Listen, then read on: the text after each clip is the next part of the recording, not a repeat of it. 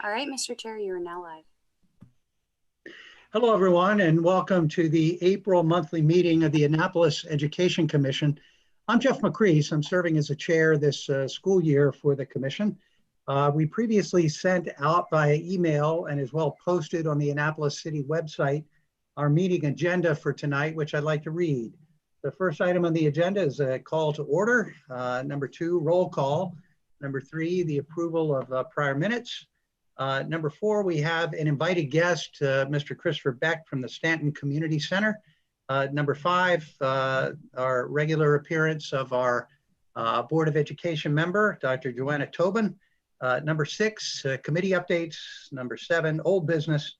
Number 8, new business, which includes procedures for the elections for a new Annapolis Education Commission chair. And then finally, number 9, a motion to dismiss. Does anyone else have anything to add that does not fall in one of these agenda items? Okay, we'll start with the roll call, starting with Ward 1, Ms. Brianna Griffin. Present. Okay, Ward 2 is me. Number 3, Ward 3, Enid Collison-Lee. Present. Okay, Ward 4, Ms. Kayla Golder. Here. Ward 5, Ms. India Oaks. I understand she may be running a little late tonight. Ward 6 is not filled. Ward 7, Ms. Laura Booth. Present. Ward 8, Ms. Jess Packler. Present. At-large A, Ms. Odessa Ellis. Here. Present. At-large B, Ms. Grace Matthews. Here. And Ms. Matthews, you have been sworn in. You notified us a little bit earlier, correct? Congratulations. At-large C, Ms. Janet Norman. Here. And at-large D, Mr. Ken Starks. Present. And our alderperson, Ms. Sheila Finlayson. She had another meeting. She said she's going to come, but it may be a little late. Okay, very well. And our non-sworn member, Ms. Pam Bukowski. Here. Okay, welcome everyone. So our next item on the agenda, item number 3, is our approval of the prior minutes. They were published, posted, and as well distributed via email to the commission members earlier in the week. Are there any changes, corrections, or additions to those minutes?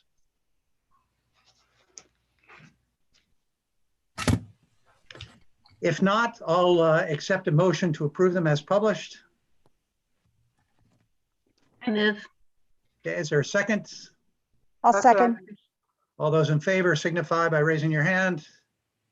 Any opposed? Okay, Madam Secretary, they pass with unanimous vote.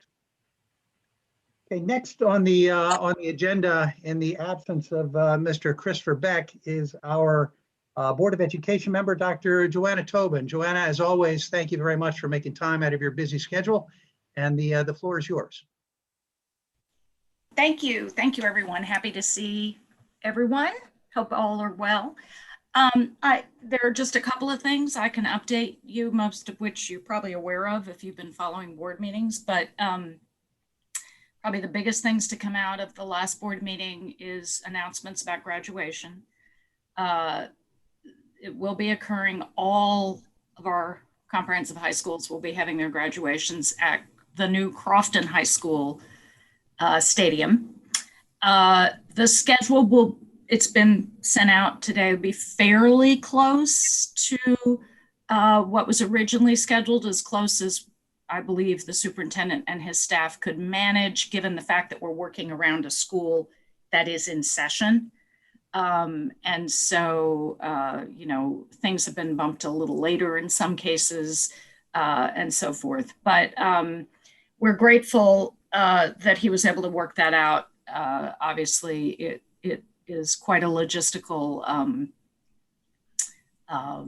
hurdle to figure out where you can set up for all graduations, because the idea of each school having their own graduation at their own stadium means the setup has to be new every time at each school, chairs, et cetera, et cetera. So So that is the plan, in-person graduation. And the other thing, we currently have one of the capacities in which I serve on the board is I'm chair of the policy committee. And we have brought to the board at the last meeting for first reading policy on providing protections and inclusive, welcoming environment for our LGBTQ plus students.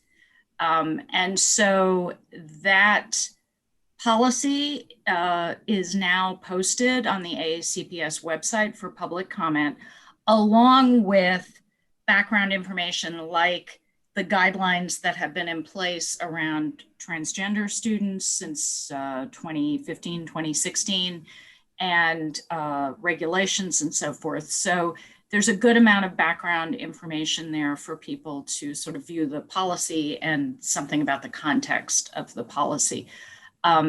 So that is up for its first read. Members of the public have 30 days to offer comment. It'll come back to the board for a second read. Maybe some amendments and various things happen, and it goes up for a second period of public comment. So that's what's going on in the policy world. There was something else I was going to mention. Also for your interest, a report just came out from the Maryland State Department of Education. It's a task force that has been meeting since July of 2020, I believe, around educational equity in Maryland schools and Black boys. And so it's an extensive report. Ms. Ellis, I hope you will take a look at it. I will. There's a lot of, it's close to 100 pages, but I urge everyone who's interested in education broadly in Maryland, not just in the topic of bringing more equitable education to our Black male students, because there are extensive recommendations that go from everything from social and emotional and teacher recruitment to issues around, as Ms. Ellis has talked about, all male classes, in some cases, all male schools, and also things like literacy, how to teach reading.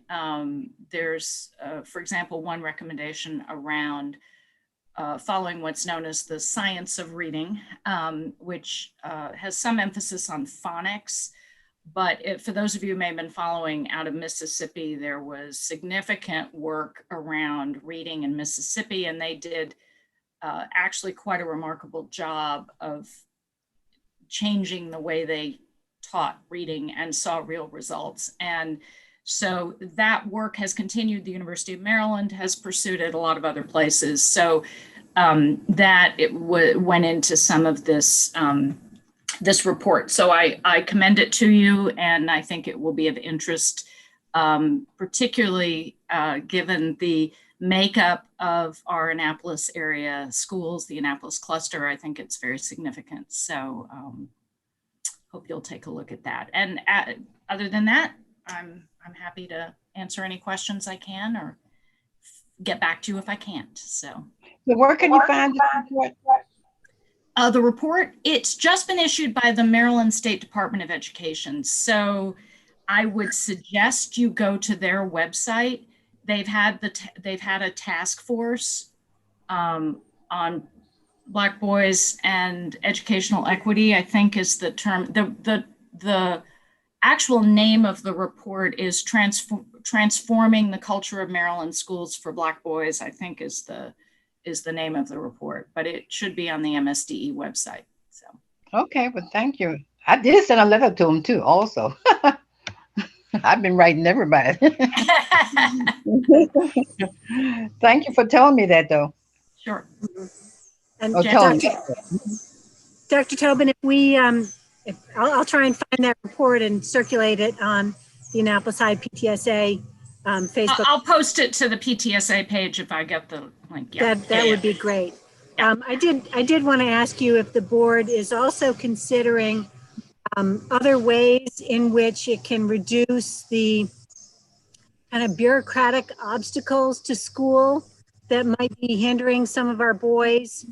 You know, over the years, each and everything has been more and more, you know, follow these 12 steps in order to achieve this one purpose.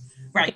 To be in National Honor Society, you have to navigate through the 12 emails and submit something by midnight in 2 days. Right. You know, we're optimizing for verbal skills and certain skills that aren't developed as early in boys as they are in girls. And having had 2 boys, I can fully express this, that I think we need to change the way we're doing business to open the doors of our bureaucratic processes to be more inclusive of boys and boys' success. So think about that in the ways that we do it. Well, I think one of the things, and I should say before the report came out yesterday, I think, I've had several long conversations with Dr. Vermel Green, who is chair of the task force, as a member of the state board. This has been a long process putting this report together. And I think you will find when you look at it, it addresses and is really grounded in not just the issues for Black boys, but the issues for boys, and what it means to have an educational environment that really, exactly as you said, really recognizes, I mean, frankly, certain just neuroscience, brain development realities. And there's, you know, they had a fair amount of discussion about the fact that it's a pretty documented fact that at a certain age, boys really shut down in class because they see their female classmates have a certain facility, I mean, often are ahead with, and when it comes to language and those kinds of things. And so, you know, part of this is really coming to grips with having, and of course, this is no slight against our incredible teachers, but K through 12 teaching is overwhelmingly female. Now, they make it very clear women can teach boys just as well as men can teach boys. That's not a distinction, but a full sort of grounding in the mechanisms and the environment that is most supportive to both male and female students is different in certain ways and needs to be recognized. So, yeah. Great. I just want to follow up and just see how the superintendent and our Board of Ed are actually going to implement these ideas to get it off the shelf and off a report into actual functioning. Well, we've had an initial meeting around that, and we will continue to have more. So, great. Dr. Tobin. Jess Packler, I think, has her hand up. I just wanted to say in line with what Janet was saying, when we talk about the bureaucratic issues, obviously everything's going on with the transportation, and but that is obviously one of the biggest issues, is particularly in the Annapolis cluster, the inaccessibility of getting to and from school on so many different levels. Transportation really puts up barriers that don't need to be there. So anything that we can do to create policies that ensure that transportation is not a barrier to education would be incredibly important. Yeah. As you're probably aware, we authorized a contract with Prismatic, which is the consulting firm that was hired initially to do the audit of our transportation department that came out a year ago, January, I think. So they are now engaged in a contract which has sort of two pieces to it. Initially, proof of concept to show us sort of how they would implement what they said in the report, which is that we can change school start times, make a more efficient system, and do it at little or no cost. They will be coming back to us maybe later in May, I think, with that report. And if that works, then we go forward to the implementation stage. So that is moving along and should bear some useful fruit on that score, I think. So thanks. Laura? On the same note, I know there's the equity lens that we're looking at things now. Is there some part of this process in place where there will be an equity lens that will look at these things, especially in light of the opportunity gap report that said that transportation was a barrier to education? Is there some mechanism in place or that should be put in place to make sure that that equity lens is applied to the transportation process?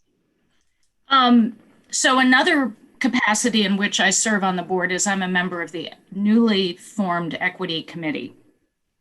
And that is, I think, a core piece of what we're hoping to do. I mean, there is an equity lens that is available to us through the Maryland Association of Boards of Education, but we really are aiming at, from the governance level, developing a set of standards, so to speak, through which we can examine our own current policy and even possibly our policy making process. And so that's one of the reasons that the Equity Committee was formed, I think, was to provide a focus for that as a way of, I mean, we don't want to simply stop, plug up the system. In other words, not every policy that we have will be completely sort of have to go through a second kind of sausage making process. But to the point that you're making, the idea is to have a set of structures through which we can examine what we're doing and recognize when they're leading to essential inequities. So, and fix them. So, yep. If I could make a comment here, one of the early discoveries when I first started looking into school performance and school makeup were the striking differences between communities of wealth and the Annapolis cluster in terms of teacher quality. We talk about objective quality and the number of master's degrees, the number of teachers who are fully certified as opposed to conditionally certified.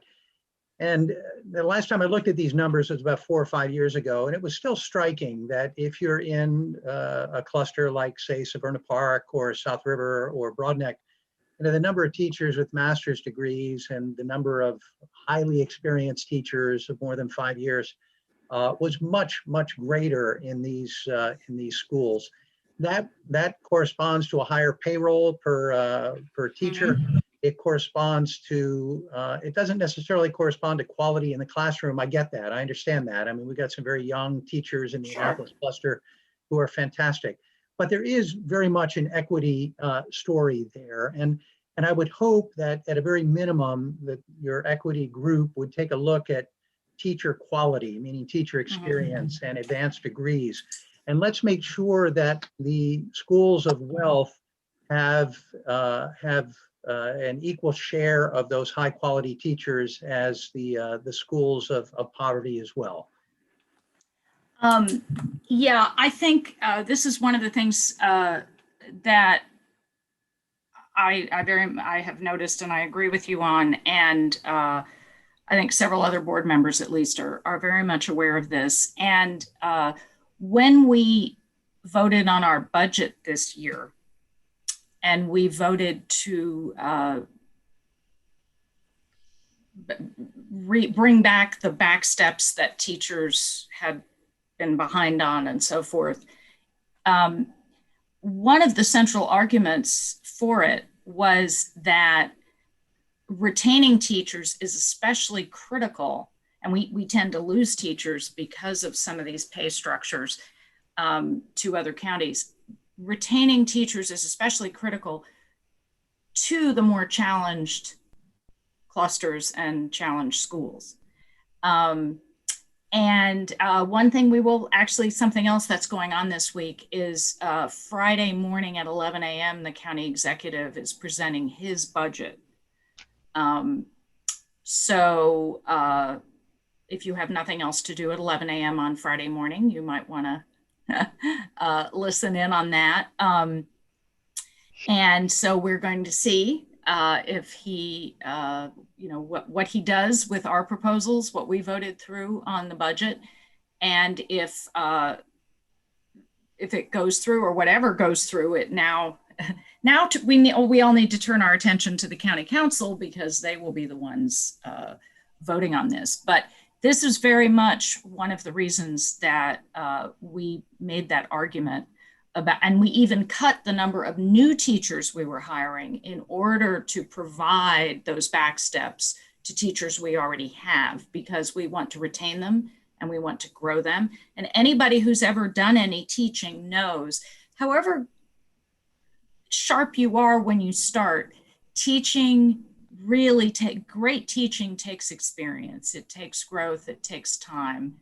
And we, unfortunately, in this county, will often bring in new teachers, train them, only to have them walk out the door. And that's just not a smart use of our money, quite frankly.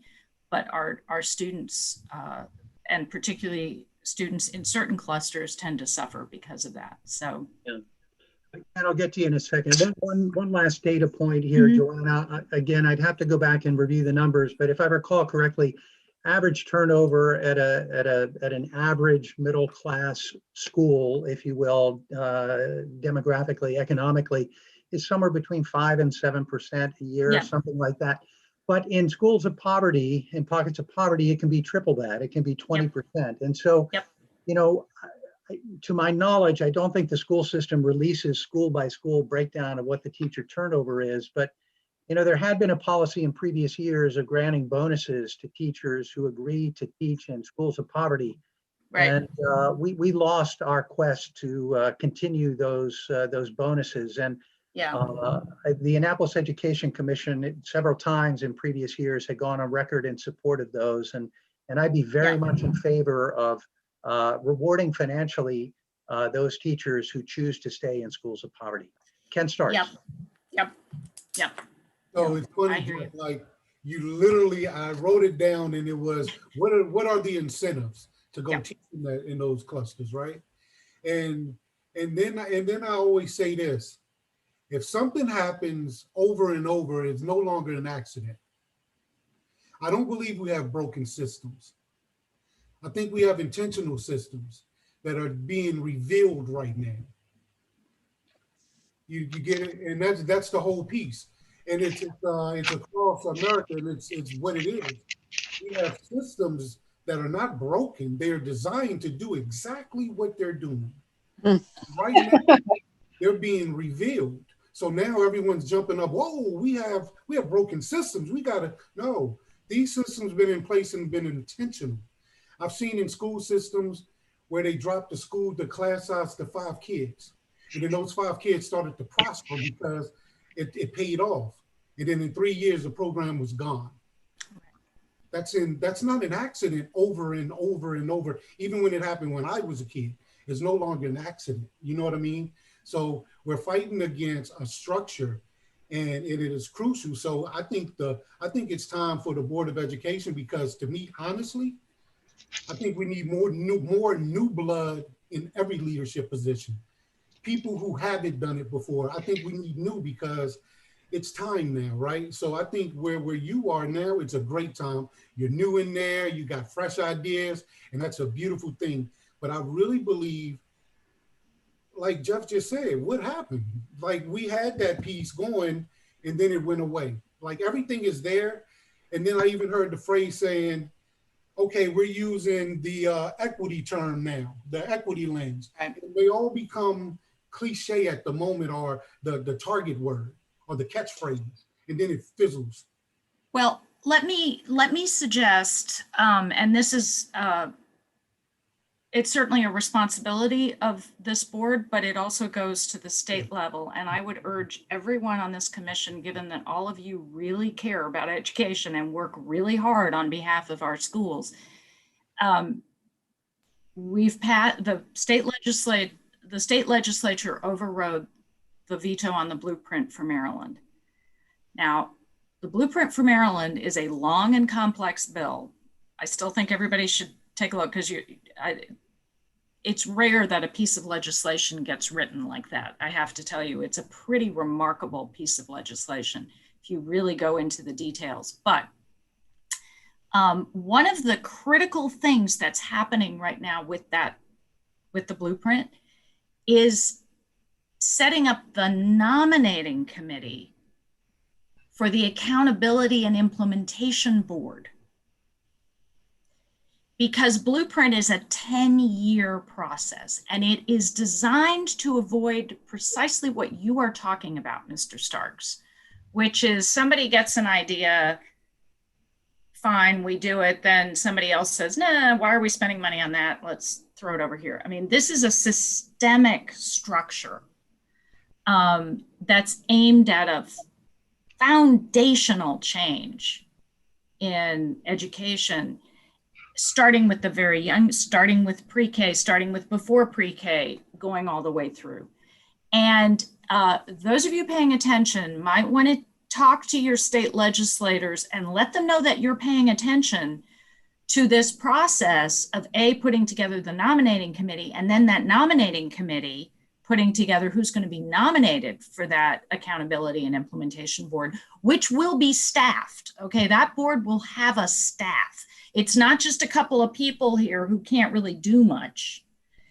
They will have a staff. And this, I can't emphasize enough how important this is, that it's happening right now, and that people really don't let this flow by you. Pay attention, because it was an attempt to get at exactly what you were talking about, Mr. Starks.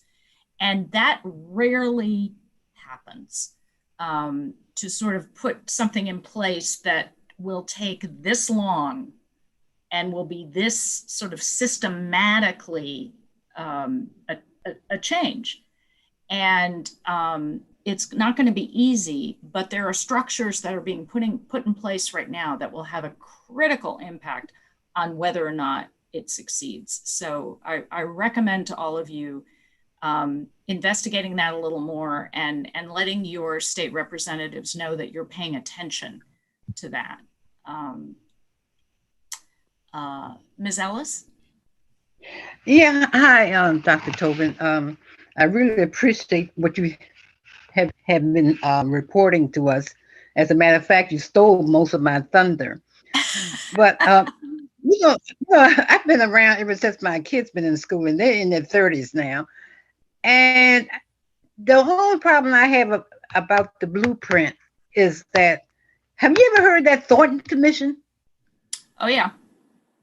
Well, the Thornton Commission was the predecessor, I guess, to the this blueprint. It was the same thing. So what's the difference between the Thornton Commission and the Kerwin Commission? The Thornton Commission had some very good ideas, but it in my opinion, it didn't go deep enough, and it really was, frankly, threw some money at the problem and then kind of went away.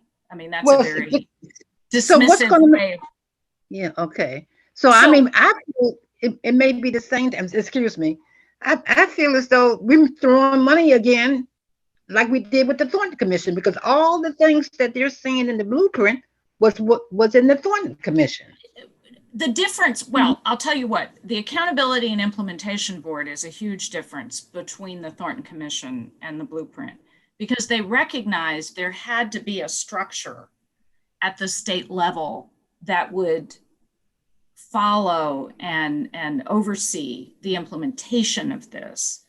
And I think Blueprint, which was based on research, I mean, Brett Kerwin headed the Kerwin Commission, but the research that it was based on was done by a man named Mark Tucker, who's been very prominent in education research for decades, literally. And it was really benchmarked against international systems that are successful.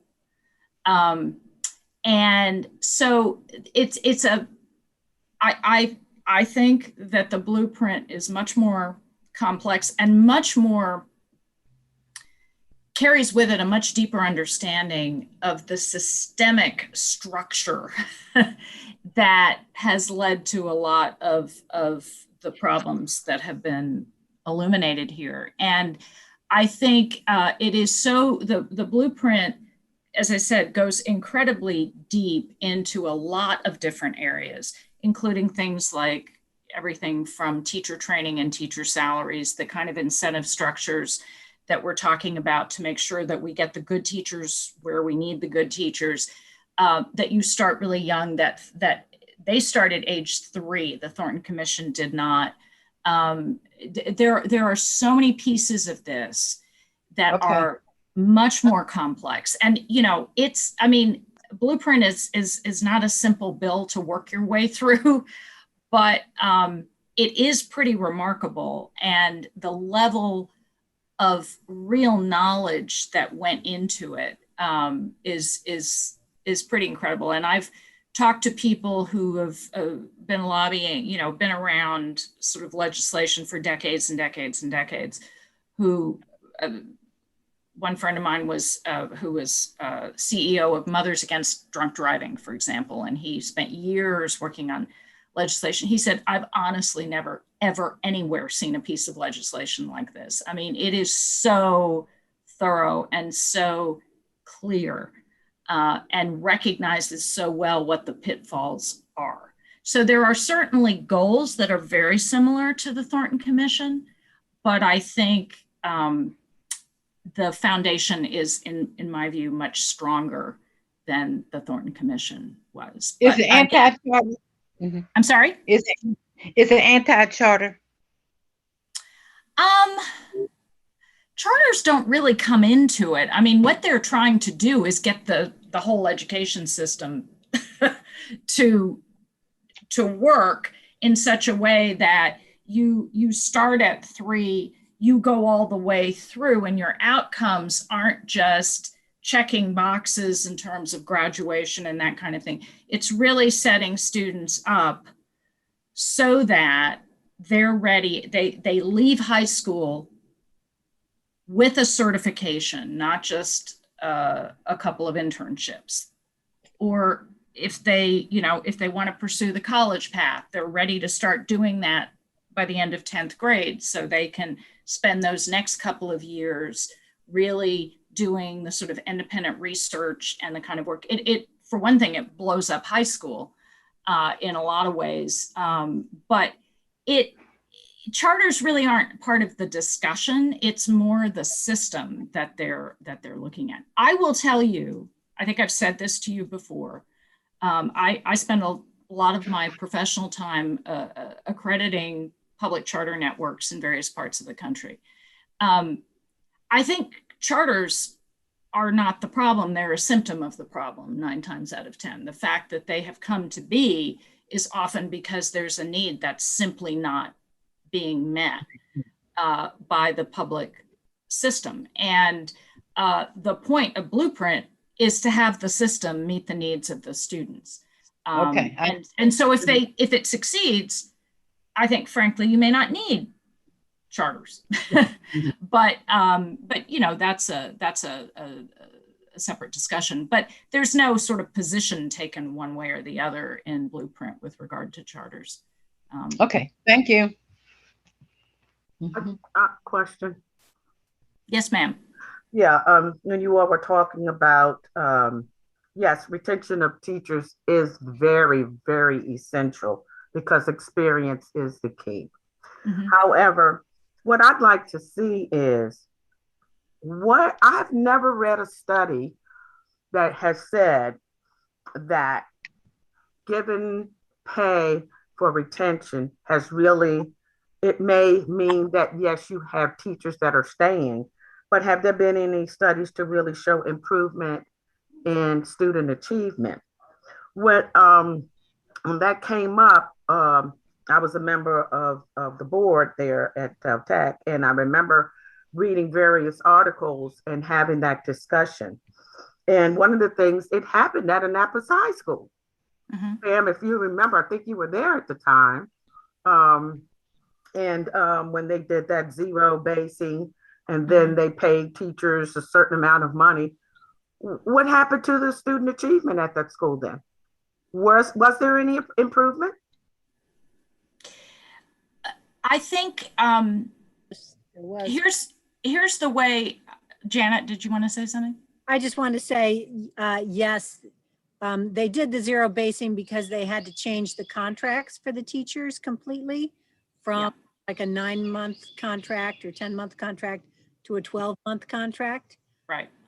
And so, yes, I believe they saw positive changes in reduced discipline, you know, more passing of key classes and stuff like that. But we could look into that. But yeah, I would like to see that because I've never yet heard of any improvement when they did all that. And some teachers worked those 3 years and then retired.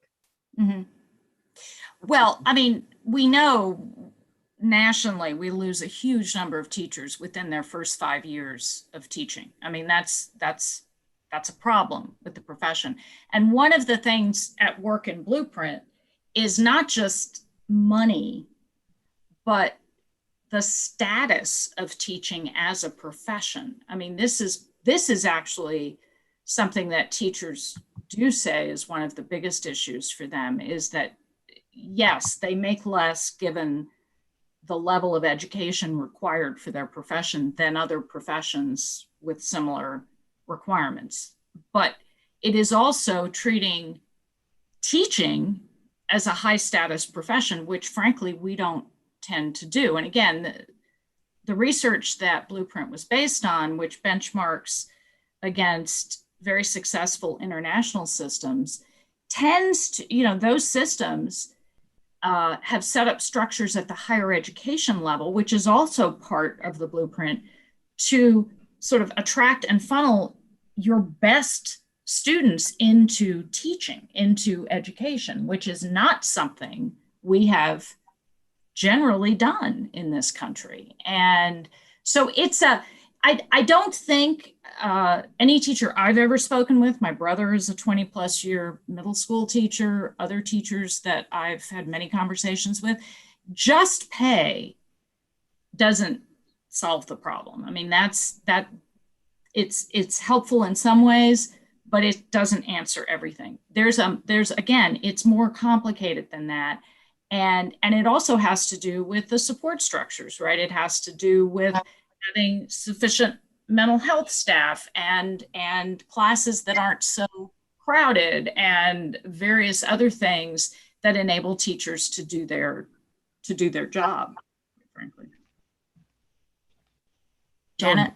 Can I just jump in? I'm hoping that it was a great point you brought up about the level of respect and autonomy and letting teachers be their best creative selves to help our students.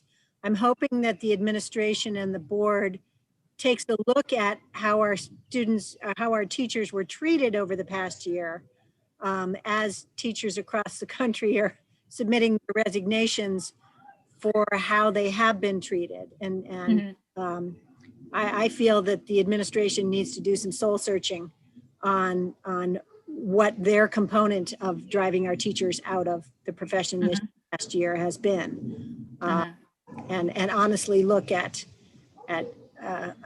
you know, what they can do much better in how they related to teachers and express things and made teachers feel unappreciated and unvalued. Thank you. Right.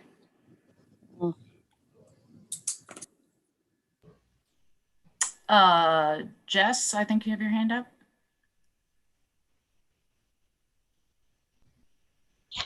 I do. Sorry, I dropped my phone as soon as I put my hand up.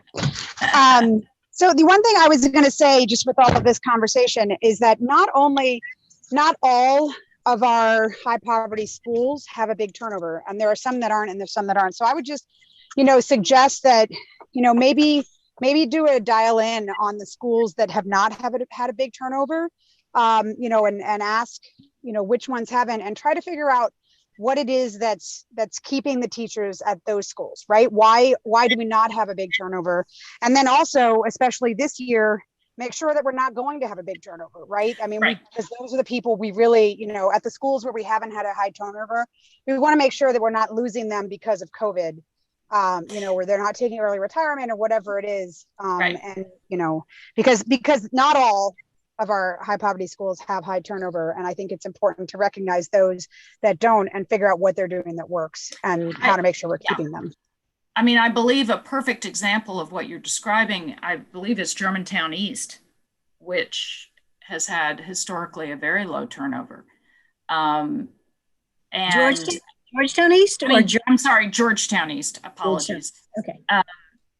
I was visiting Germantown last week, and it's on my.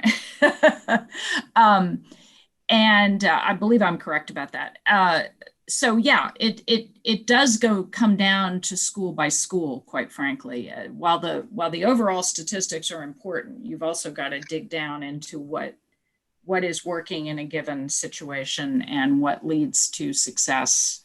And it isn't as simple as always attributing it to just a certain demographic or poverty level. So I think it's also, sorry, I was just going to say Eastport also has a low turnover, but you also see that turnover when you get to the middle and high school is much higher, I think, at the low poverty school, the high poverty schools. Yeah. And why is that? And what can we do to keep those teachers? Because have they mentioned any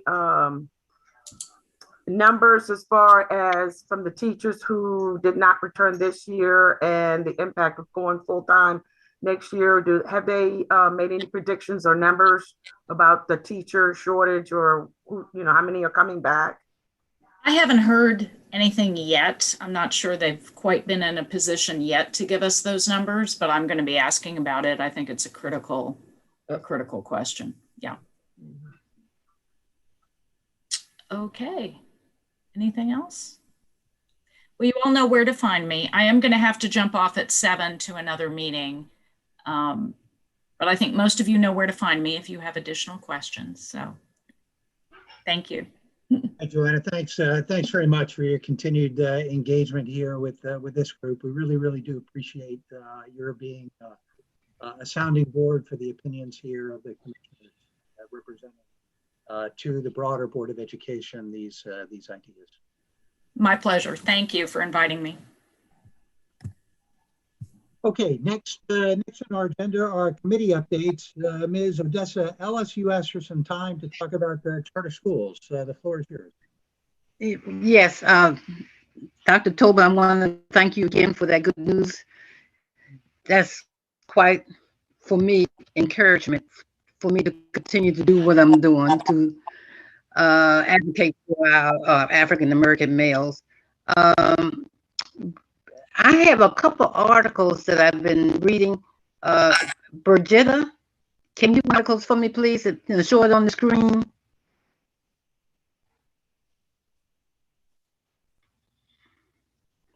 Okay, this one I think is the new Department of Education Chief Cardona.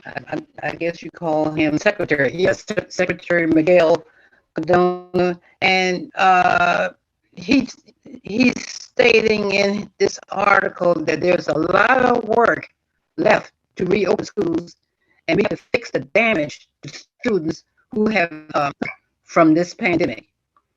And so, I mean, if you get a chance, I would like for you to read this article. And then the other article is, Brigitta, can you? click to the other one. This one is by Jeffrey Canada. He's CEO of the schools called the Harlem's. I forget the name. I think the Harlem Zone. Are you able to click on it, Bridgetta?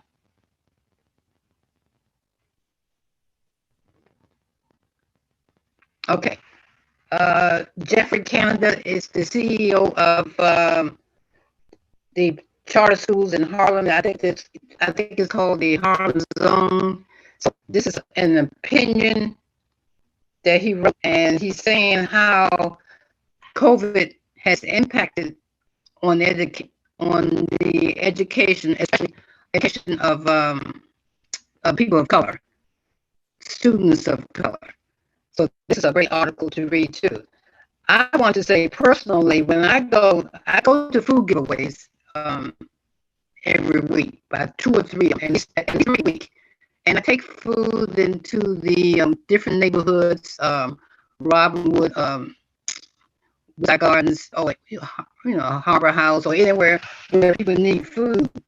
And when I go there and I see the poverty of our people, of our students, and the lack of I just don't even know how to describe it, but the lack of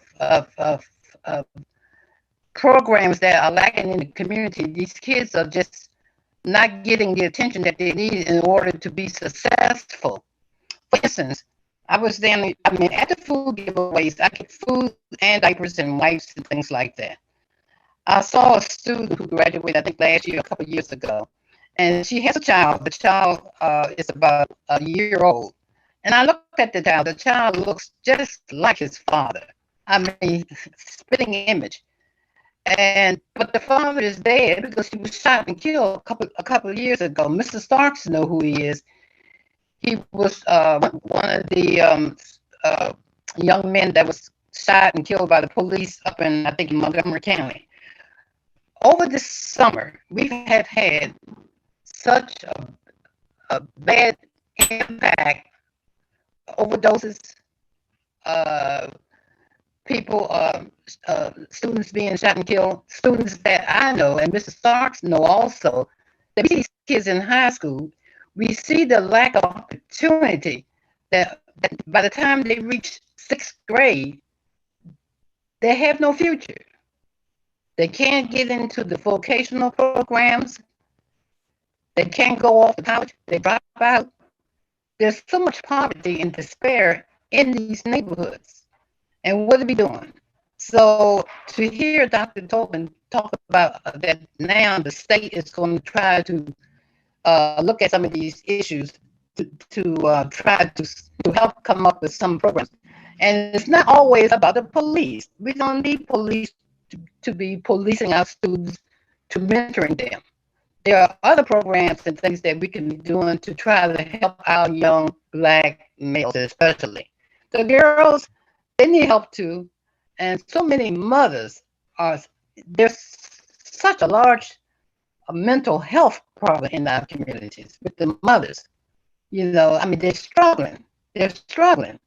So, I know we can't solve it all, but I want to know if the commission can kind of like focus on something that we do to help these young men, especially at an early age, in kindergarten, probably, to help them by the time they get to middle school, that they can choose to become, something in the vocation program or college or whatever. Right now, I read this quote that Frederick Douglass said, and he said, it's easier to, let me see, I have it here in my phone. He said that it's easier to, I'm going to read it to you. Frederick Douglass says it's easier to build strong children than to repair broken men.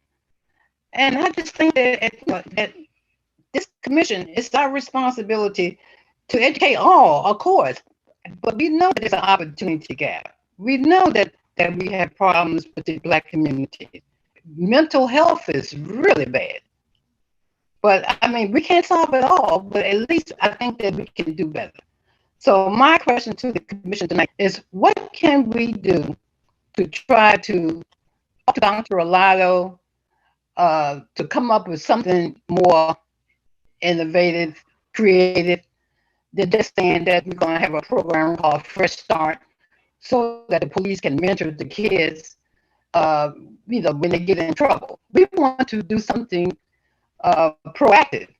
Try to help these children before they get in trouble, and try to help these parents. The parents are really suffering. So that's my spiel tonight. I don't know whether anybody wants to voice their opinion about what I have to say, but the articles, I mean, on C-SPAN, I mean, they're just, everybody's talking about the education, the achievement gap, and we just have to do something as this commission. That's the way I feel about it. Odessa, I want to say that I agree, and I think that's something that, that needs to be one of the primary things that we focus on. I wanted to, when you were talking about how different things that we can do, I just wanted to bring up that, most of the schools, most of the high poverty schools, if not all of the high poverty in schools, are now community schools. I know Eastport became one this spring, and they're working on getting the setup. And maybe that's where, maybe, I don't know, Jeff, if we could invite whoever the lead is on the community school program to learn about what each different schools, because each school picks like a couple different focuses and what they're going to do and what those focuses are. And then maybe we can, as part of our mission is, searching for and providing the resources that are needed, try to make the connections to help bring some programs as part of the community school, because that's the whole purpose of the community school program, Odessa, is to, is reach out and address more than just the academic needs of the students, but to address the holistic needs, the mental health needs, the health needs, the dental needs, the, whatever it is. We just did our survey, and I mean, it's everything from, helping with English language learner families learn English, to helping families, adults get, parents get their GEDs. There's a lot of different things that the community schools programs can be doing. And maybe if we can see of what each community school within the Annapolis cluster is doing for their students, then we can see how we can network it and help with that. Because I think that is a funnel program that really could, if it's done right, provide exactly what you're talking about, Odessa.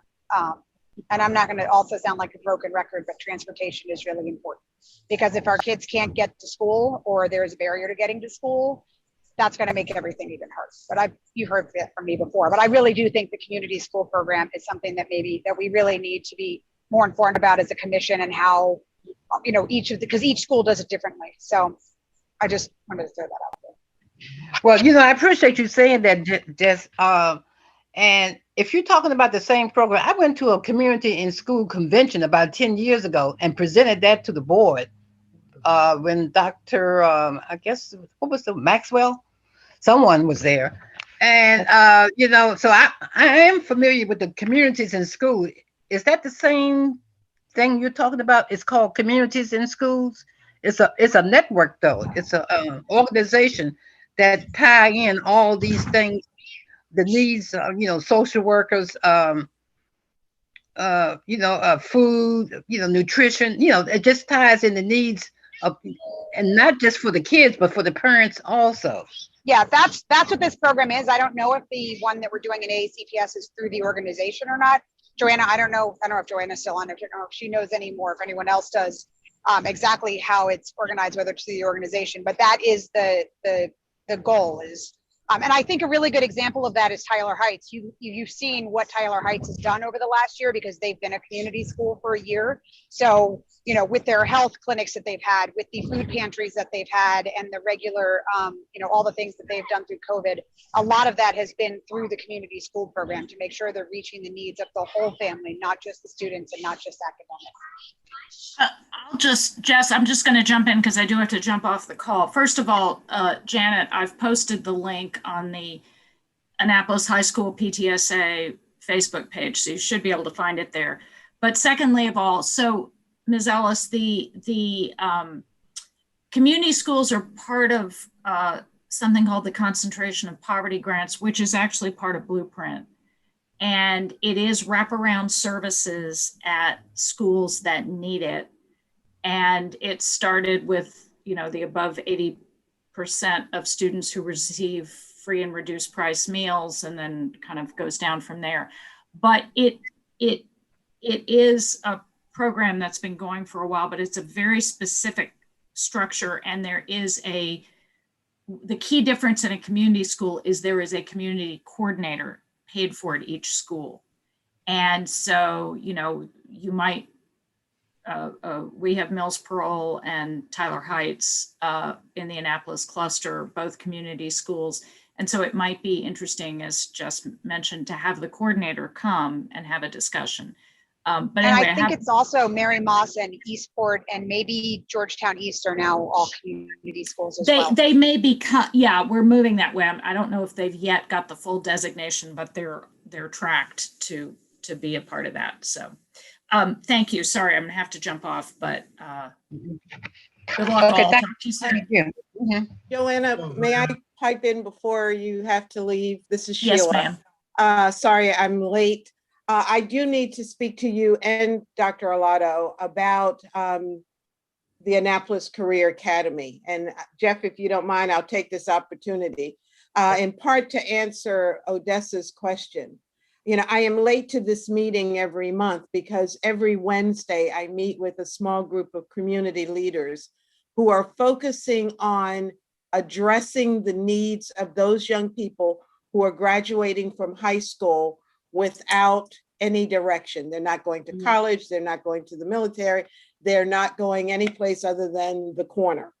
And so our program is a career skills-based program that will help those young people learn a trade, be paid a minimum wage or a wage while they're learning, and to get them hired into high-paying industry skills-based jobs.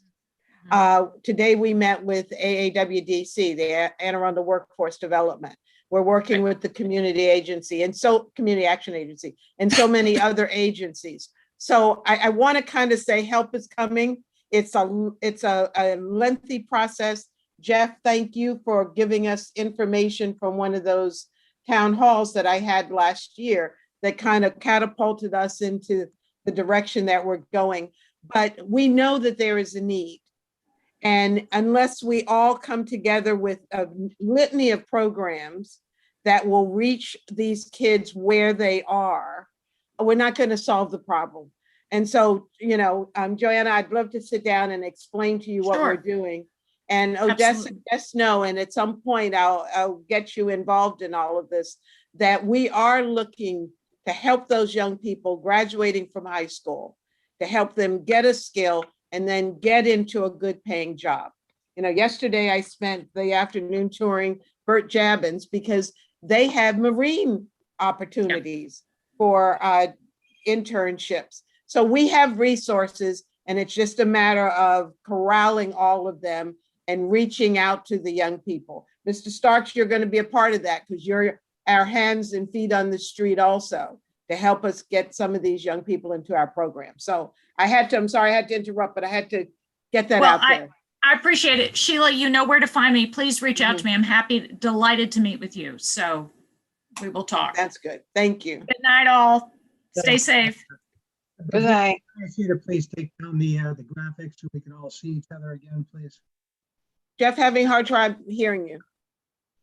Brigitte, can you take down the graphic in front of us, please, so we can all see each other? Great. Thank you very much. Okay, so Odessa, you still have the floor. I mean, it was on the subject of charter schools.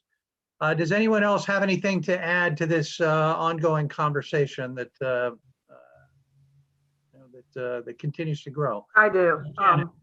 Please, I'm sorry, Enid first and then Janet. Yes.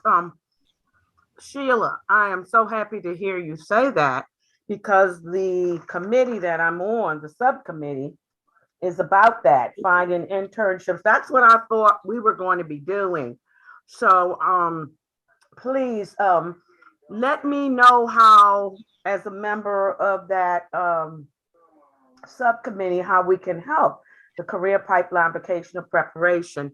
If I can call companies and see if they're take mentorships, if they will take students in internships, let me know because that's what I was interested in. So just let me know how I can help. Thank you. And I will definitely let you know. Okay. Janet Norman.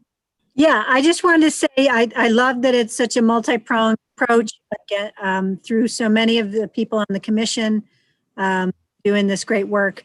I wanted to say, Joanna brought up the idea of the county executive's budget is coming out this Friday, that Annapolis High PTSA had pressed hard to get an additional social worker into the Board of Ed budget, and hopefully it will be in the county executive's budget because of the dearth and the need for an additional social worker at Annapolis High.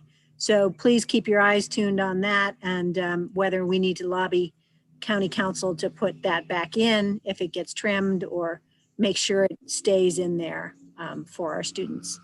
Thanks. I just wanted to also, Jeff, when we had talked a few months ago about the idea, not so much in Odessa, just to keep this in mind, and I don't know how possible it is, or another school system has done something similar, but the idea of basically a gap year academy or school for our incoming sixth graders who aren't quite ready to be in sixth grade, but are too old and are done with elementary school.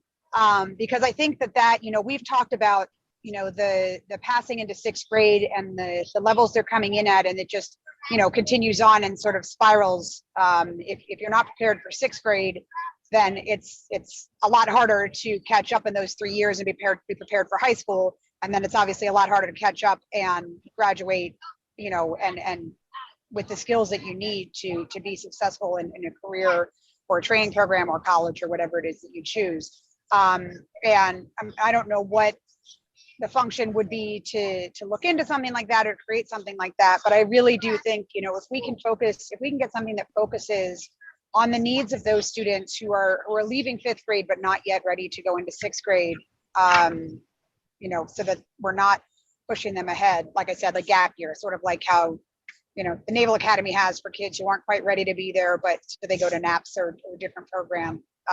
Anyway, I just wanted to throw that out there because when we discussed that before, I think it's an interesting concept to be discussed and explored as to whether it would work here. Maybe not a full charter school, but at least a year charter school or something. I don't know how the program would work, but something. But, you know, so far, Jess, I'm not hearing from the commission about something that we can do, you know, preventive, you know, I mean, like sixth grade, by the time they get to sixth grade, they have discipline problems, they have attendance problems and things like that. What are we going to do from kindergarten on up to address the issue of these kids not being able to try to get into college or vocational programs? That's what I'm talking about, that group of students. Well, I agree. I mean, I think that's why if we can hear from I'm pretty sure that all of our high poverty schools in the Annapolis cluster, plus Mary Moss, are now community schools, and they're in the process of getting there. So that's why I feel like that might be, if we hear what those schools are planning to do, because that's part of it, is capturing those kids young and helping them, you know, fill the gaps for what they need to get to that, so that they're not finishing fifth grade not ready.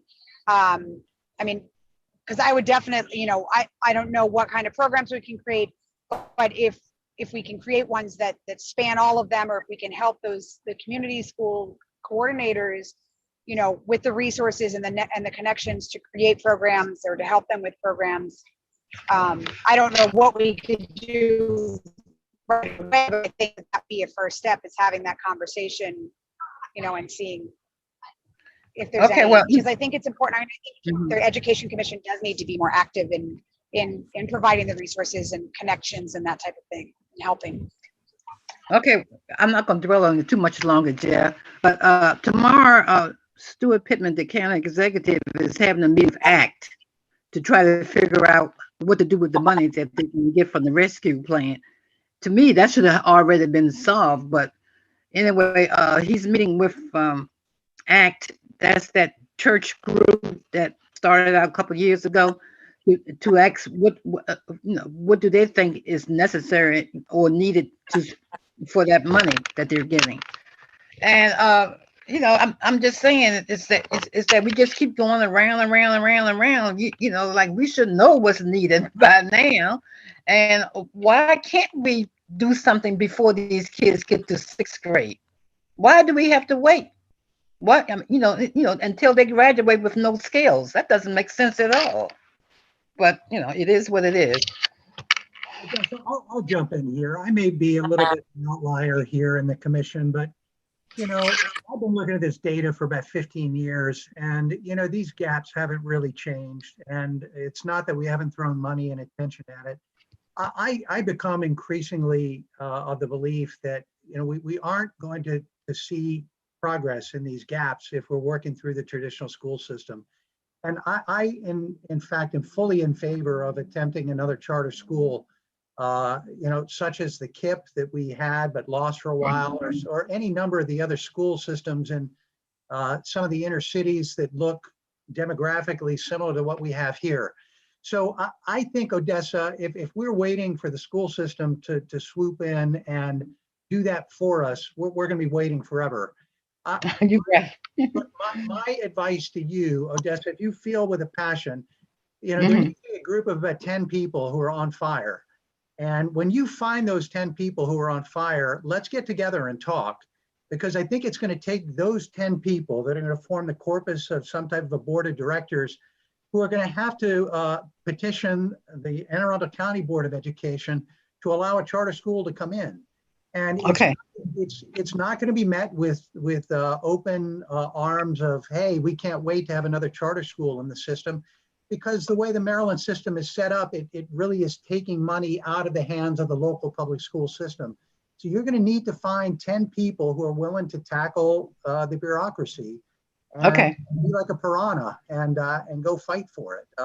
I'm happy to be one of those 10, but it's going to take eight more, you, me, and 8 more. So when you get another 8, you let me know, and let's start fighting.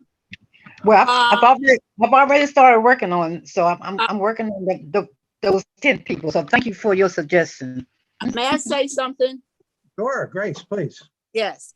That was a conversation that I had with Odessa just the other day. My concern was, or is the commission in favor of whatever we may propose that's going to save the Black males of the inner city? If we remember, Odessa, we had a conversation with the lady at the State Department, and she stated that when you have these charter schools, you cannot designate that they have to be strictly for Black males. Remember that? Yes. Okay. I would like to propose that we began to look at some type of program, and of course we'd have to go to the schools and get permission from the parents to begin to identify these kids who have some problems and begin to work there. And then if the charter school and whatever, but I do believe we need to do something now. But the problem also is this virus, this virus. But I do believe that if we get started and begin to identify the young folks that are in the 3rd or 4th grade that are not making it, I think that we can begin to make a difference. Yep. We'll work together, Grace. Take Jeff's suggestion and get 10 people. Okay. We've already started working on the 10. Okay. One of the things that we can do, and it's all budget related, is to support reduction in class size. Okay. You know, when we've reduced class size in years past, and there was a state initiative, many of you will recall, where elementary classes couldn't be more than 20 kids in a class. Right. And that made a significant difference. And because of funding, that ended. So, you know, if this commission does anything, I think it would be appropriate for us to take a position to encourage the Board of Ed and the county executive to make a conscious effort to reduce class size in grades K through 6 or 5. Okay, that's a step. That's a concrete step that we can ask the board to make if they really want to address the needs of the elementary school kids. And then what does it look like in the middle school?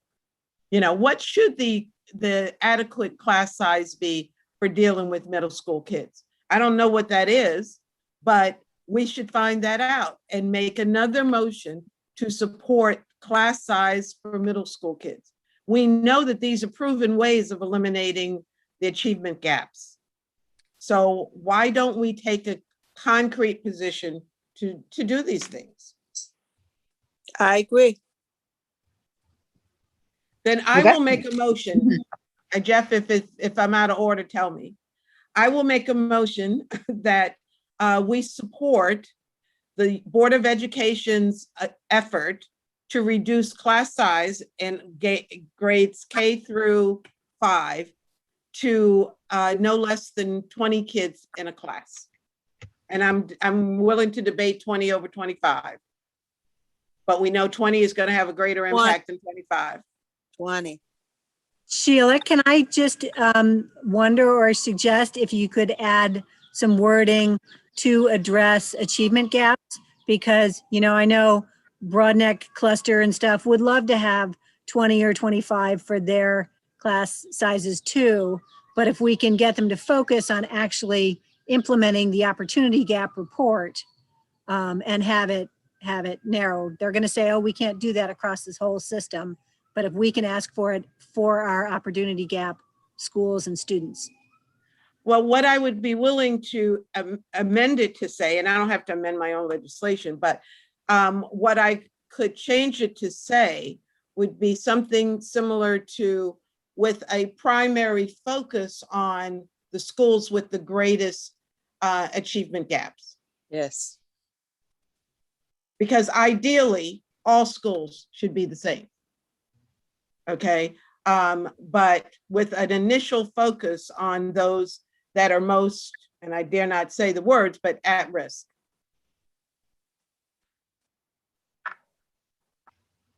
Okay, so Sheila, if I got it right, and Madam Secretary, if I could ask you to jump on board.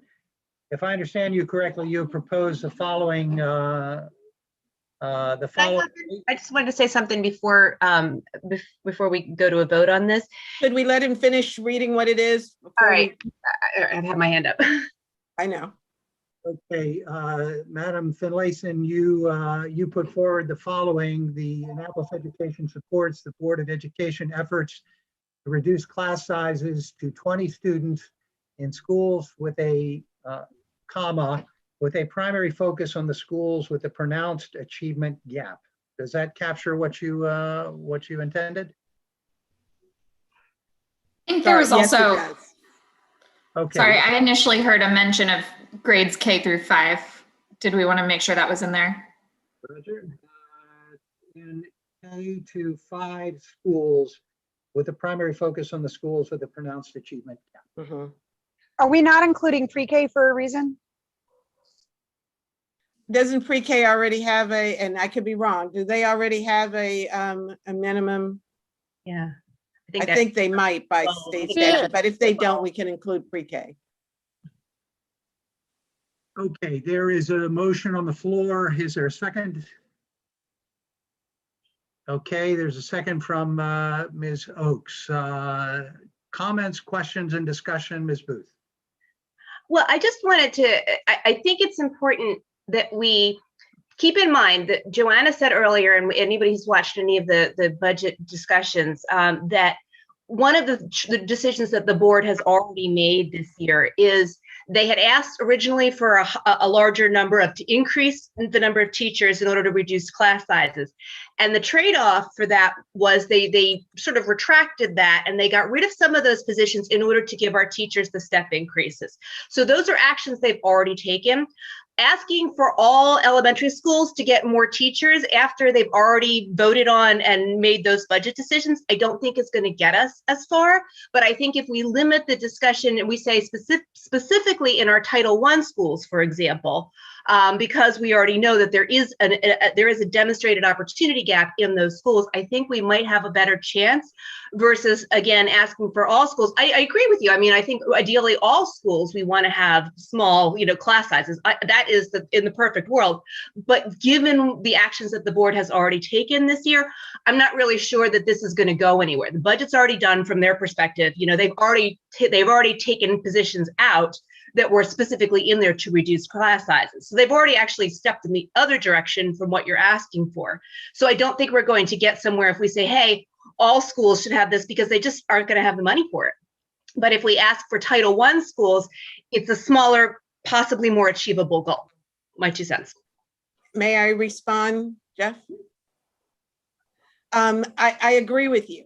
And the reality is that this motion, or in the position that I hope we're about to take, is not going to make a significant difference right now, next year. That's the reality. But if we put it on their radar and let them know that we are going to consistently be asking for this, then I think it will catch on. And I'm fine with changing the verbiage to Title I schools. That's where we were going when we changed it to those with achievement gaps, but all schools have some form of achievement gap. So the Title I schools, not necessarily just Annapolis Title I schools, but we're the Annapolis Commission. So that part should be clear.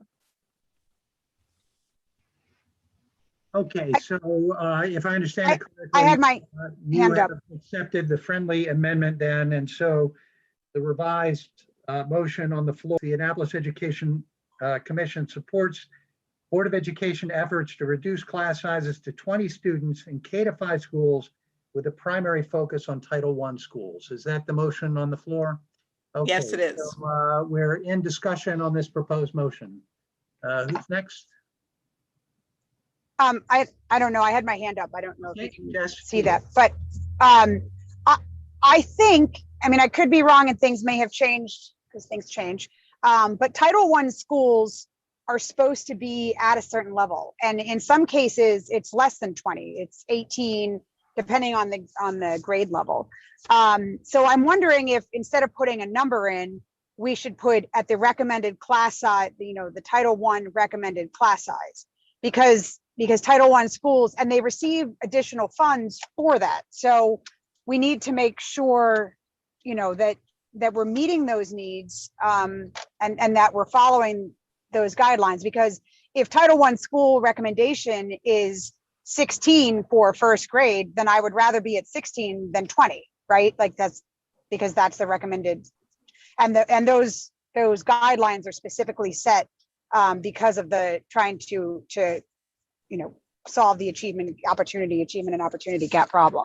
So I'm wondering if instead of putting a numerical figure down, we say, to the recommendations of Title I, unless that is no longer a thing, but I think it still is.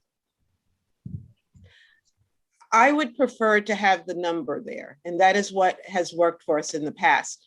If there are Title I requirements set out by the federal government as well as the state board, they're going to have to apply or use those standards no matter what. But I would like for a dedicated focus for the board to concentrate on not having class size above 20, regardless. So I would prefer to keep the number in there. Question on Alderman Finlayson's motion. So I would just say that I thought in the previous presentations we've had on Title I schools from the during the Annapolis Commission meetings, I thought Jess was correct that those were Title I guidelines that we're just asking the Board of Ed to actually enforce. I believe they're just guidelines. I don't know if India knows more closely whether they are dictates or just guidelines that we want them to meet. And so I would prefer that we direct them to meeting the stipulated guidelines. I mean, I know I don't want this to be used against Georgetown East to say, who might currently have 14 students per class and say, well, you really should have 20 students per class because it's working for Georgetown East. So I would hope we could stick with what. I think that's what Williamson just said. I think she said, when she just said it just now, she said, I want to stick with the number, but the schools that are Title I and have a criteria that is lower than that, they're going to have to meet their tier anyway. I think this is because I'm gonna jump out there and tell Okay, me if I I'm don't right. think it's a criteria. I think it's a guideline. The But guideline. Well, then the guideline. They'll follow that's something we should look into and not, you know, as long as it's not hitting this budget cycle, I'd rather have us know about it, maybe vote about it next month, knowing what the guidelines are, how they're enforced. You know, are they recommendations? Are they criteria that have to be met? I don't think they're criteria. So I do not want us to lose the focus. period. The focus is reducing class size. Right. Okay, that's the focus for me, and that was my motivation for this motion. Okay, so, you know, we can add a lot of other things that could complicate it. The message to the board needs to be clear that we are encouraging them to make every effort to reduce class size to 20. Title I takes care of itself. And I'm sure that that's a federal mandate because they have to be evaluated to remain a Title I school. I actually just looked it up. It's not a mandate. Title I school has nothing to do with the class size. It has to do with the number of free and reduced meal students. And it's not a mandate, though. If you reach a certain class size level, then you're eligible for more funding. But just to put out there, just in the brief amount of research I just did, 18 is actually the recommended primary school class size. Jeff, India has had her hand up. Oh, sorry. Please. I actually hesitate to use the word Title I schools instead of achievement gap. For as example, the kids from Robin would go to Hillsmere, which is not Title I, but has classes at 28 and 29 kids. wow. Yep, good point. Exactly. So I guess if we stick on the number of 20, doesn't that solve it across the board? So I mean, I'm really looking at 18 to 20. Two kids at that level at 18 to 20 won't make a significant difference being in the school, watching it, witnessing it. But when you're going up to 29 to 30, then that's when you have issues. So 20 is a decent number to really settle on. I don't see why we would pick hairs with this personally. I don't. I don't either. Any other discussion on the proposed, on the motion, on the proposal on the floor? Laura and then Janet. I'm just going to ask, can you read it again? Does it say no larger than 20 or does it say 20? As it's currently written, it states the Annapolis Education Commission supports the Board of Education efforts to reduce class sizes to 20 students in K-5 schools with a primary focus on Title I schools. Okay, could we change that friendly amendment? Could we change it to no larger than 20, which would accommodate class sizes that are smaller? And then we say with a focus on eliminating the opportunity gap as reported previously to the board or something like that. But, you know, with a focus on eliminating the opportunity gap, which would encompass any of the students that we're seeing that were mentioned, because they didn't specify Title I or not Title I. You're correct, India, in the opportunity gap report. So I think that would maybe clarify some of it. That would work. Yeah. Okay, so if you I accept think that, would work. if I understand it correctly, here's how it would read. The Annapolis Education Commission supports the Board of Education's efforts to reduce class sizes to no larger than 20 students in K-5 schools, comma, with a primary focus on schools with a high opportunity gap. That works. Mhm. Any other discussion? Opportunity gap and not achievement gap. Yeah, they changed the wording down from achievement to opportunity. They go, that's in now. I think the reasoning was that the achievement gap is the result, but the opportunity gap was the cause. So why are we talking about the effect when we should be talking about the cause? Oh, thank you, Laura, for straightening that out for me. I'll say something real quick. Systemically, if we focused on our actions more than our verbiage, we'll probably get a lot further. We'll always try to be what the politically correct wording is instead of just doing stuff. It's not achievement gap, it's opportunity gap. It's people left behind, however you want to word it. Let's go get it. Instead of figuring out, having 17 years of conversation and rewording it, why don't we dive in the ocean and go just get the kids, however that looks. Why don't we get to that point? I mean, that's what, I mean, it bothers me. I remember Sean King said to one of the people said, instead of having another meeting, why don't you start doing something? And then the next response was, well, we need to have another meeting to, it becomes a snowball, right? It got to become a point where, it has to become a point where our actions, we're known for our actions across the board. And I'm not speaking on this particular group. I'm speaking overall, like enough with the, okay, we getting 17 days of discussion of what we're going to call it.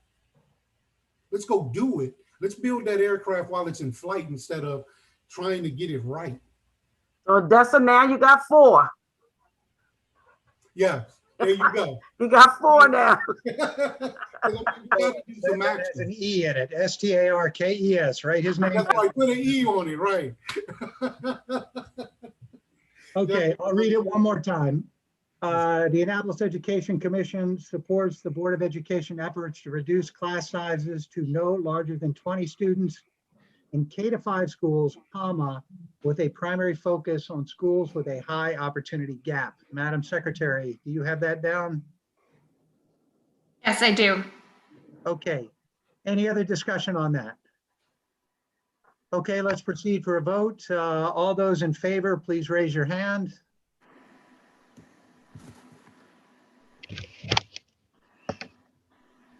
Nine. All those opposed? Okay, the motion passes unanimously. Mr. Chair, may I take the liberty of asking Ms. Raftovich to send this motion to our public information officer so that she can write a press release indicating the actions that the Education Commission took? Yes, ma'am. And putting it on our city webpage, if that's okay with everyone. If the Do we do that with every motion that we're? No, you cannot, but you can do it with this motion. Okay, I'm just curious why. Because I just made the request of her.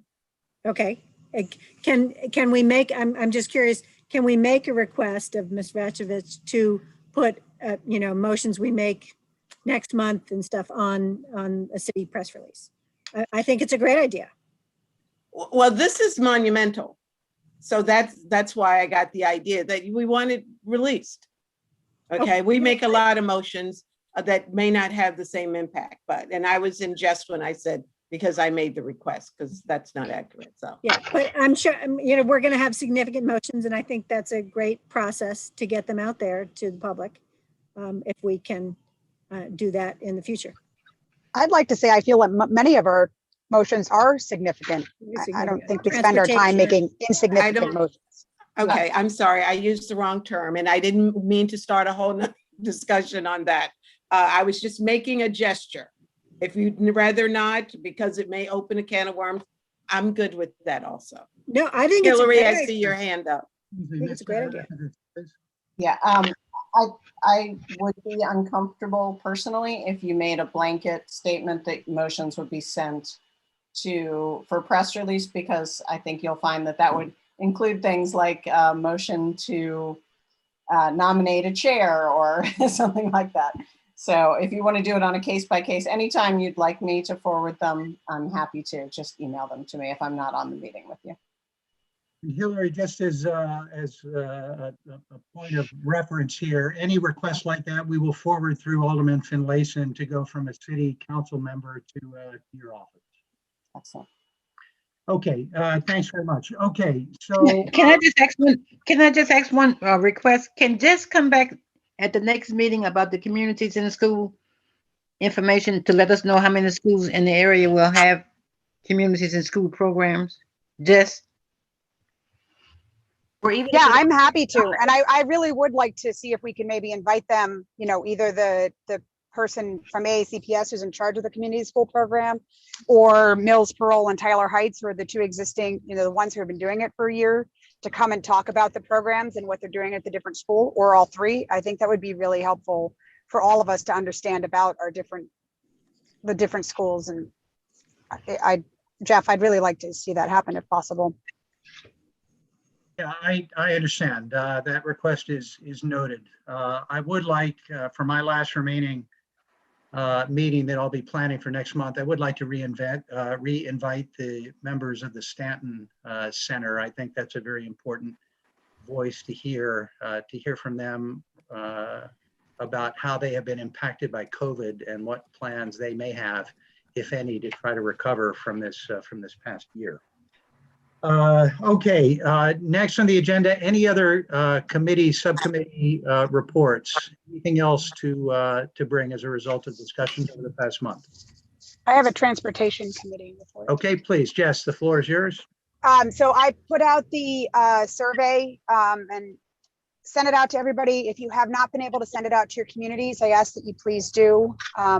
We've gotten quite a number of responses so far, but obviously the farther reaching it can go. Hillary, Hillary, if you can answer, I don't know if that's something that the city's allowed to send out, but it's a transportation, just asking for where, the danger points and the crunch points and issues are in terms of transportation for school children. And is the audience all residents of the city or parents? Yeah, it's all residents of the city, because obviously it affects everybody, whether you have somebody in the school or not, bus stops creating problems or lack of sidewalks or whatever. So, but it's specifically directed so that we can find out where the points are for AACPS, but so we can identify, for our students, but it is a citywide, it's open to anybody to answer. Yeah, I don't see a problem. My only concern is in the past when we send stuff out, it does go to a lot of people who aren't necessarily residents. But I'm happy to send that out. You send it to me? Well, that's fine, because it also go, obviously not everybody who attends Annapolis cluster school is a city resident. Hillsmere, the Neck, everything else. So it's fine if it goes out beyond just the city, because it's for the cluster. Yeah, because anybody can go on our website and sign up for the emails. It's not necessarily. Okay. Any other committee reports? Janet Norman. Yes, so I just wanted to follow up. I think my committee is the Career Pipeline Committee, if that's the name of it. I wanted to let you know, the PTSA page, and I've put it on the Eastport Neighborhood Forum page, is getting a lot of good information from our Annapolis High Signature Program, and announcing the new entrepreneurship certificate that Annapolis High is doing in conjunction with Anne Arundel Community College, where you can take Anne Arundel Community College courses while a junior in high school, junior and senior year, and work toward your certificate in entrepreneurship and get the training in that, which might be a great thing for some of our more business-oriented students who want to pursue those paths. Follow us on the Facebook page for really good postings from Ms. Hogan, who is the director of our Signature Change Program. lot of good opportunities. She also posts summer job opportunities, which might lead to other career and internship opportunities if they get to see our kids, how they operate during the summer and want to have them in internship programs beyond that. So we're posting a lot of summer and internship opportunities. I also wanted a career in college. I also wanted to say that the Senator Elfreth's scholarship is due this Friday. Please encourage any student that's going to attend a Maryland college or career training program, anything accredited in Maryland, to apply for that scholarship program. It's on the Annapolis High PTSA Facebook page. It's solid guaranteed money. I mean, I think they're saying that, they're going to try and give a $500 scholarship to most every kid that applies. So please get it out there and with, higher levels for some students. So don't let that money go to other students. Make sure it goes to our students. What was the name of it again? Senator Sarah Elfreth Scholarship. And so there's also a Delegate Shanika Henson Scholarship and a Delegate Dana Jones Scholarship. They just have slightly later due dates. So I know Dana Jones one is due like May 31st. So I'll send that to Jeff and we can send it around to the members, but please help your students apply for that by this Friday. And I also want to tell you a note from the Annapolis High principal, Jelinus, as Laura and I had asked him about computer science courses as really a lucrative track for our students that many of our students are missing out on, not being, having experience in that track. He said that I can share with you that next year we will be offering an introductory level computer science course with the hopes of growing that program moving forward. Because then the next level above that is a AP computer science, which is very rigorous. And we have only had it online. We have not had it in-person instruction like South River has. So I've asked them if our students can possibly take it with the real instructor rather than an online vendor course that we talked with Alderman Duane and staff about the $400 penalty that you have to pay if you fail that course or withdraw from the AP Computer Science online course. So we wanted to, again, eliminate barriers to our students taking those computer science courses that will help them in the future. So that's what I had to report.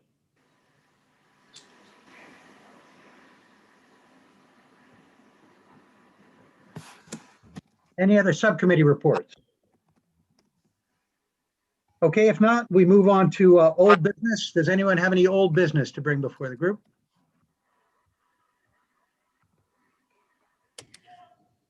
I'd just like to know what the status of getting our grade schools rating has done. Jeff, have you followed up at all with Mr. Mosier or Mr. Jelinus to see if the school system has done what we've asked on the grade schools rating? I've not received anything more from AACPS on that.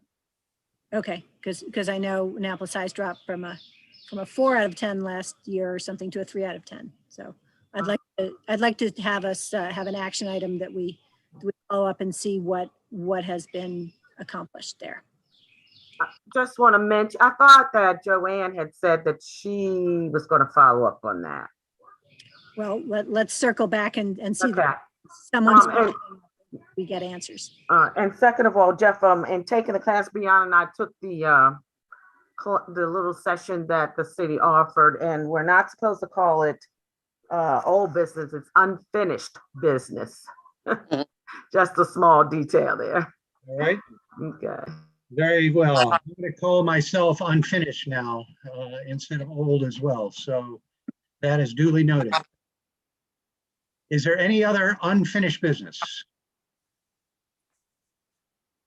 Okay, if not, any new business? I have new business in just wanting to announce the Annapolis High sponsor a senior program for our graduation signs. We are trying to get as many signs donated as we had last year for our seniors. PTSA and community members raised money to get 150 graduation signs. And right now we're far behind that effort level. We have about 50 signs sponsored. And we have 450 graduating seniors and approximately 50% free and reduced meal status. So I'll again circulate that to Jeff. I think I sent it out what I presented to the city council at the meeting Monday about promoting that program to our members. The city's not able to put it on any of their social media because it's a fundraising request, but we could individually put it on our own distribution networks that I would ask you sponsor that. And also just wanting you to know it's Teacher Appreciation Week next week. And I know Annapolis High PTSA is doing some amazing stuff for our teachers. Laura Booth is the genius behind that.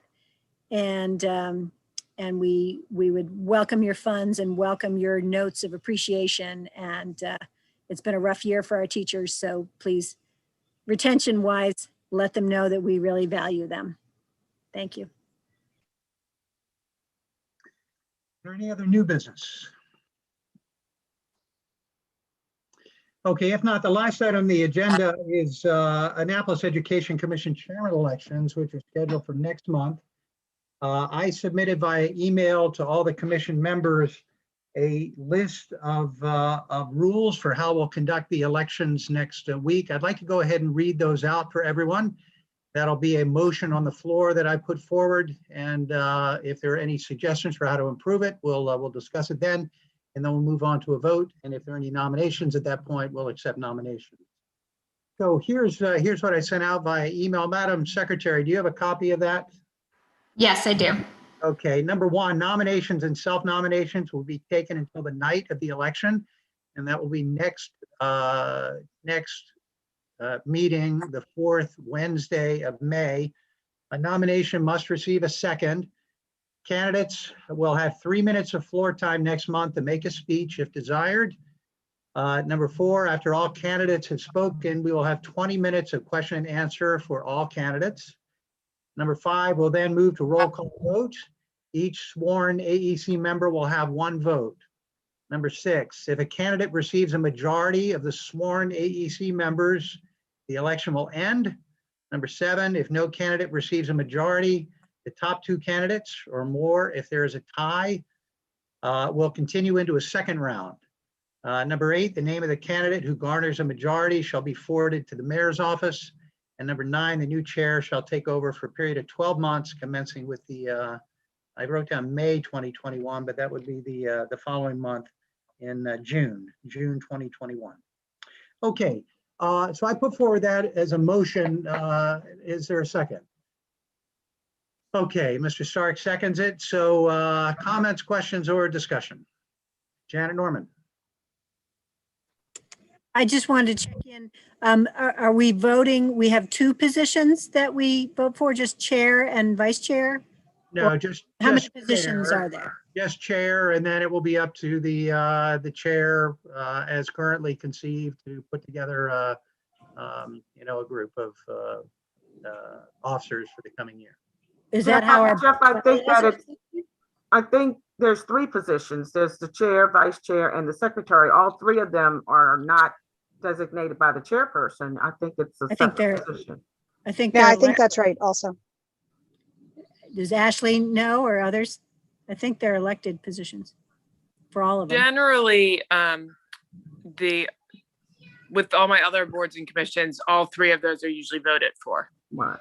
But I can double check and pull up your code provision. But generally speaking, all 3 positions get nominations and votes. Okay, thanks.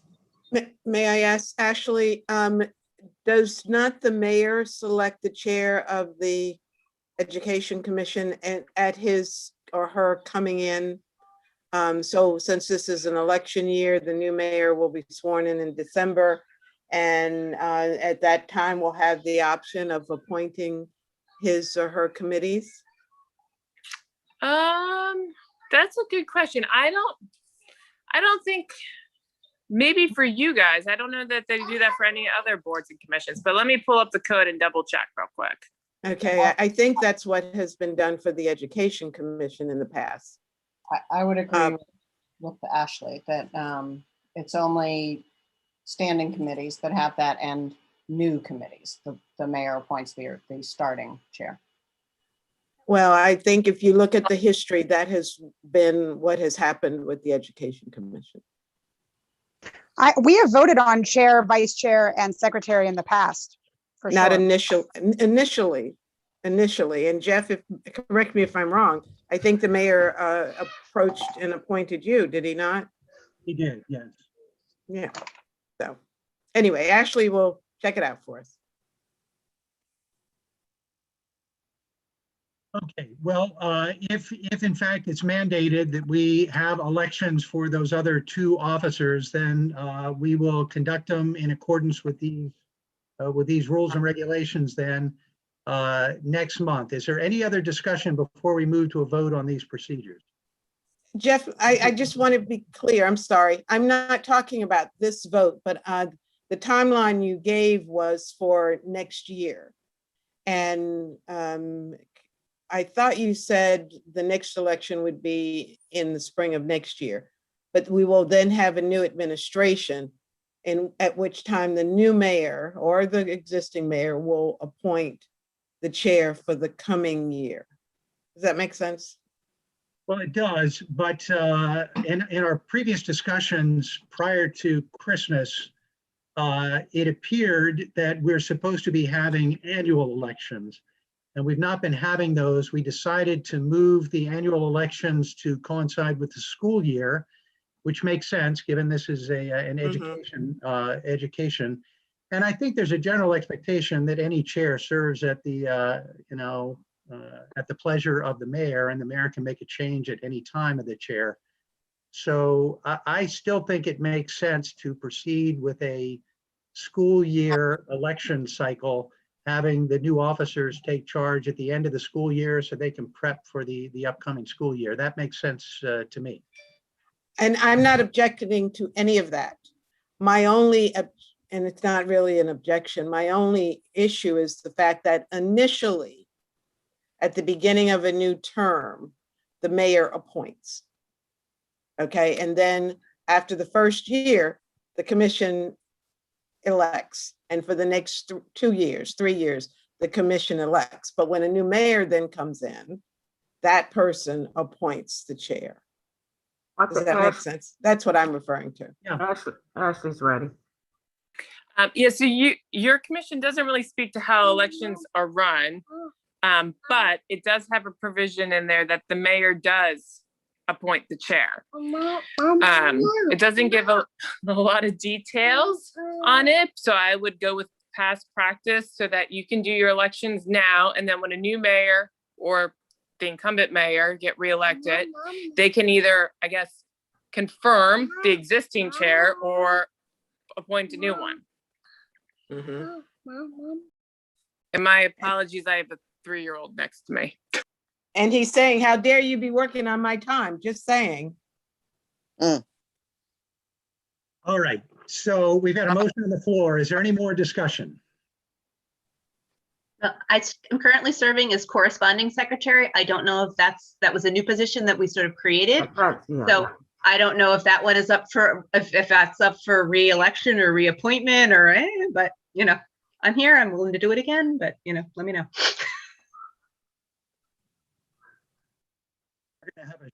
Can you clarify what the procedure and motion is after all our discussion here? So we are voting on an election for. We're voting on an election for next three, month. For 3 positions next month. Yes. That appears to be the consensus. Yes. Okay. To have an election means that we have candidates, and my fear is that we may be short on candidates. But we will proceed with an election next month, starting with the chair, proceeding to the vice chair, and then proceeding to the secretary, and maybe to the recording secretary. So there you have it. So we make nominations either tonight or through the next month before the next meeting, and you'll send those nominations that are received during the month out to all of us when they are received. That's correct. They will go directly to Brianna Griffin, the secretary, and Brianna, if you would forward those out in a, at your discretion. Sure. For next week or prior to next month. Do you want me to wait and gather any nominations that come in and send them all at one time, or send them as they come in? Let's send them all out at one time, a week before the Okay. ample time to jump in. There's no one okay. Okay. If there is no further discussion, let's proceed to a vote on these procedures as published. If you say yes, that's to accept them, and a no is not to accept them. All those in favor, raise your hand, please.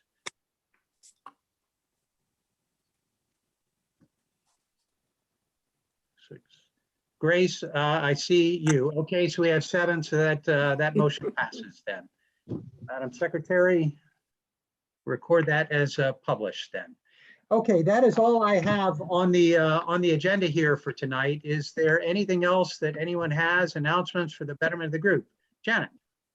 Just an announcement that the Annapolis High PTSA is also looking for 4 officer positions, president, vice president, treasurer, and secretary for next year. And I'm going to be meeting with Principal Jelinas and Assistant Principal Ms. Joe on Friday to discuss how we can beat the bushes and round up some wonderful volunteers for that. So if you know of anyone who would be willing to serve in that capacity, and Laura and I are going to be around to help train them this year and next year, please send their names to me. We'll train, we'll bring snacks, Yeah. So it's a crucial position to get communication through to all our parents. So thank you if you have some people that are willing to do so. Same with Annapolis Middle School. Yes, are you no longer, is your son going to high school? I know, I'm to still be in Annapolis Middle School, but our elections are now, and most of our board is 8th grade. So Are you going to remain the president? I guess that depends on the elections. But are you going to run? Are you going to run? I'm sure it's not a position everybody's running to push you out of the way. I'm still deciding, it depends on what the need is with the school. So how about you, Janet? I am graduating. So, oh my. So I am done with my youngest and here to help communicate, here to run Facebook things and stuff, but not be president anymore. Wow. Any other announcements for the betterment of the group? Well, thanks everybody for your participation again. As a reminder, our next meeting will be in May on the 4th Wednesday of the month at 6 p.m. This will be another electronic meeting, we presume, and we'll have our elections then, and we look forward to meeting everyone then. I'm sorry, I just have one question. You mentioned the electronic meeting. Are we at the point, I don't know if you know or Hillary Ashley knows, where we can have public testimony and it's not just us, where we can have, I know some of the other meetings are open that way, and just wondering when that will happen for our meetings, because I love the Zoom format. I think it allows a lot of people to listen, but I would love to have more engagement, because I think that was really a big part of our in-person meetings. Ms. Rathevich. Yeah. So the boards and commissions are going to stay on Zoom and at least until 30 days after the state of emergency is lifted. There is a process for you to be able to take testimony on your Zoom meetings. It does require some staff work and warning. And there's an additional cost if there's a lot of people signed up, because we have to have a second tech on the meeting. But if you have a topic or something that you think you're going to get a lot of input, we'd be happy to set up live testimony for your meeting. Any other comments? Okay, I'll take a motion to close the meeting here. Move to adjourn. Okay, Second. all those in favor, raise your hands. All those opposed, the motion passes. We'll see you on the 4th Wednesday of next month. Thanks very much. Thanks, everybody.